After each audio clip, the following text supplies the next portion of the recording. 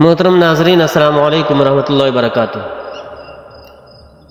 مرد کی پسلی سے عورت کو بنا کے اللہ تعالیٰ نے مرد کو اپنی اس حکمت کا اشارہ دیا کہ میں نے اس عورت کی تخلیق فرشتوں کی لائی مٹی سے نہیں کی، میں نے اسے تمہارے جسم کے حصے سے اس لیے نکالا کہ عورت کا تقدس اور پردہ قائم رہے، فرشتوں کو بھی خبر نہ ہونے پائے کہ زمین کی لائی ہوئی کس مٹی سے عورت کی تخلیق ہوئی۔ یعنی عورت کے تقدس کی حد تو دیکھیے کہ فرشتوں سے بھی اس کی بناوٹ کا پردہ لازمی قرار دیا گیا، اور پہلی عورت اس مرد کی پسلی سے نکلی جس کی وہ منکوحہ کہلائی۔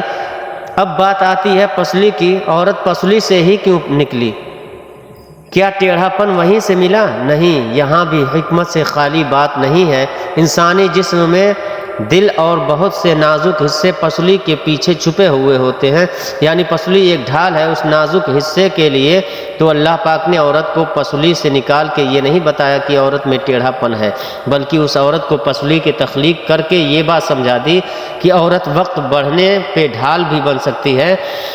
حضور صلی اللہ علیہ وسلم صحابہ کی محفل میں جلوہ فرماتے کہ ایک شخص حاضر ہوا اور عرض کرنے لگا، یا رسول اللہ صلی اللہ علیہ وسلم، کوئی ایسا مومن بھی ہے جو جہنم میں رہے گا؟ حضور پاک صلی اللہ علیہ وسلم فرمانے لگے، ہاں، ایک شخص ایسا ہوگا جو جہنم کی گہرائی میں 1000 سال رہے گا اور مسلسل اونچی آواز میں پکارتا رہے گا، یا حنانو یا منانو۔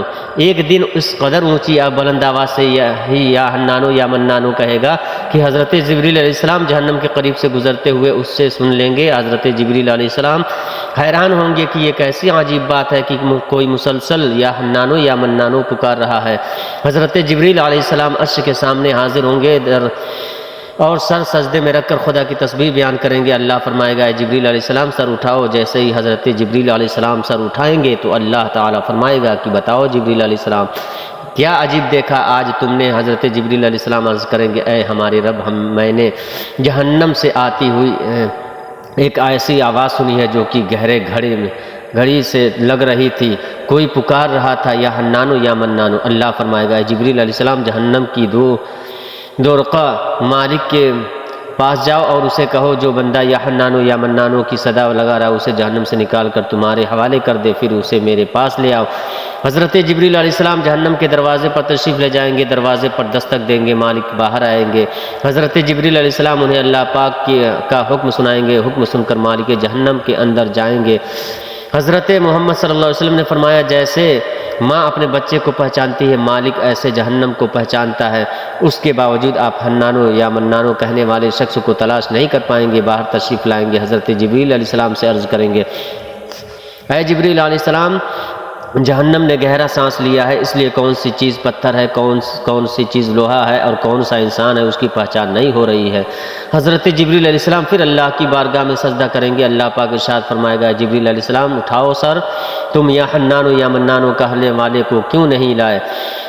جبریل علیہ السلام عرض کریں گے، مولا داروغہ جہنم مالک نے بھی معذرت کر لی ہے، کہتے ہوئے جہنم نے گہری سانس لی ہے، اس وجہ سے پتھر، لوہے اور انسان کے درمیان کوئی فرق نہیں بچا ہے، تو یہ سب جل کر کوئلہ بن چکے ہیں، کسی چیز کی پہچان نہیں ہو پا رہی۔ اللہ فرمائے گا، جبریل مالک سے کہو میرا بندہ جہنم کے فلاں گڑھے میں فلاں کونے میں اس حالت میں پڑا ہوا ہے۔ حضرت جبریل علیہ السلام جہنم کے دروازے پر جائیں گے اور حضرت مالک کو یا حنانو یا منانو پکارنے والے کا پتہ بتائیں گے۔ حضرت مالک جہنم نے اندر جانے کے بعد دیکھیں گے ایک شخص ہے، اس کے پاؤں اس کی پیشانی کے ساتھ اور اس کے ہاتھ گردن کے ساتھ بندھے ہوئے ہیں اور جہنم کے سانپ بچھو اس کے ساتھ لپٹے ہوئے ہیں۔ حضرت مالک اس کی زنجیریں توڑ دیں گے اور جہنم سے نکال کر حضرت جبریل علیہ السلام کے حوالے کر دیں گے۔ حضرت جبریل علیہ السلام اسے عرش کے سامنے لے کر حاضر ہوں گے، سر سجدے میں رکھیں گے۔ اللہ پاک فرمائے گا، جبریل علیہ السلام سر اٹھاؤ۔ جبریل علیہ السلام سر اٹھائیں گے۔ اب اللہ پاک اس بندے سے فرمائے گا، اے بندے، کیا میں نے تیری بہترین تخلیق نہیں کی تھی؟ کیا میں نے تیری طرف رسول نہیں بھیجا تھا؟ کیا میرے رسولوں نے تمہیں میری کتاب نہیں سنائی تھی؟ کیا میرے رسولوں نے تمہیں نیکی کا حکم نہیں دیا تھا؟ کیا تجھے خدائی سے نہیں منع کیا تھا؟ وہ بندہ ساری باتوں کو مانے گا، اقرار کرے گا، یا اللہ تو نے میری بہت اعلیٰ تخلیق فرمائی، تیرے رسول بھی تشریف لائے اور انہوں نے تیرے احکام بھی سنائے۔ اللہ پاک فرمائے گا، فلاں گناہ کیوں کیا؟ وہ عرض کرے گا، یا اللہ میں نے اپنی جان پر ظلم کیا، جس کی سزا میں نے جہنم میں جس کی سزا میں جہنم میں ڈال دیا گیا، اے اللہ اس کے باوجود میری امید نہیں ٹوٹی، مجھے تیری رحمت سے امید تھی، یا حنانو یا منانو پکارتا رہا، مولا تو نے مجھے اپنے فضل سے جہنم سے نکالا ہے، یا اللہ مجھ پر رحم فرما۔ اللہ فرمائے گا، اے فرشتوں گواہ ہو جاؤ میں نے اس پر رحم کیا اور اسے معاف کر دیا۔ ناظرین آئیے اپنا محاسبہ کرتے ہیں، کیا ہم میں کوئی ایسا ہے جو کہہ سکے کہ میں اپنے ایمان کا حساب کر سکتا ہوں؟ اپنی گریبان میں نظر ڈالے، کوئی ایسی خوبی جس پر ہمیں یقین ہو کہ ہمیں دوزخ میں نہیں ڈالا جائے گا۔ ہزاروں سال کی عبادتیں بھی رد ہو چکی ہوتی ہوئی دیکھی گئی ہیں، تو بس اللہ سے دعا کرتے ہیں کہ اللہ ہمیں جانتے ہیں کہ اگر ہمارے ایمان کا یقیناً ہم نہیں بچ پائیں گے، بے حد بھیکار ہیں۔ اے اللہ ہم تیری رحمت کا سوال کرتے ہیں، ہم سے حساب اپنی عدل و انصاف پر نہ لینا، ورنہ ہم جو ہے تیری سخت پکڑ سے نہیں بچ پانے والے ہیں۔ قیامت کے دن جب لوگوں کے ایمان کا حساب و کتاب ہو رہا ہوگا، پر کچھ لوگ ایسے ہوں گے جن کو اللہ تعالیٰ بغیر حساب کے جہنم میں بھیج دے گا۔